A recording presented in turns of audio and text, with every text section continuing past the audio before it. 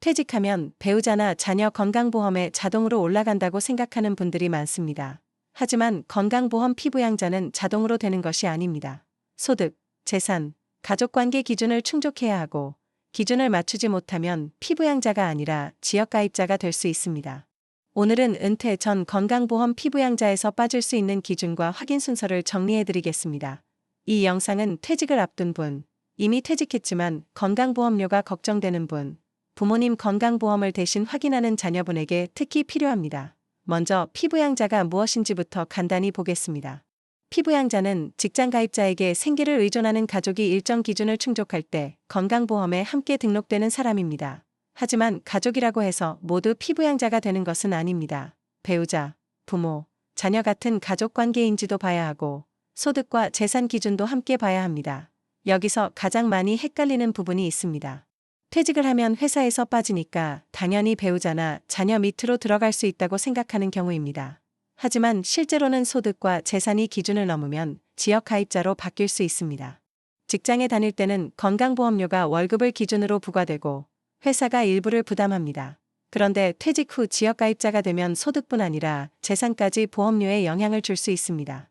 그래서 은퇴 후 소득은 줄었는데 건강보험료가 부담스럽게 느껴지는 경우가 생길 수 있습니다. 그럼 무엇부터 확인해야 할까요? 첫 번째는 소득입니다. 피부양자 기준에서는 이자, 배당, 사업, 기타, 공적연금 같은 소득을 함께 봅니다. 기본적으로 연간 합산소득이 2천만 원을 넘는지 확인해야 합니다. 특히 국민연금을 받는 분은 연금소득도 확인해야 합니다. 국민연금을 받는다고 해서 무조건 피부양자에서 빠지는 것은 아닙니다. 다만 국민연금과 다른 소득을 합쳤을 때 기준을 넘는지 확인해야 합니다. 두 번째는 재산입니다. 소득만 맞는다고 끝나는 것이 아닙니다. 재산세 과세표준도 함께 봅니다. 여기서 말하는 재산은 단순히 집값을 그대로 보는 개념이 아니라 재산세 과세표준을 기준으로 판단합니다. 집이나 토지 같은 재산이 있는 분은 공시가격과 과세표준을 헷갈리지 않도록 확인해야 합니다. 세 번째는 사업소득과 임대소득입니다. 사업자 등록이 있거나 사업소득이 발생하는 경우에는 피부양자 기준에서 더 주의가 필요합니다. 특히 주택임대소득은 사업자 등록 여부와 관계없이 소득이 있으면 피부양자 판단에 영향을 줄 수 있습니다.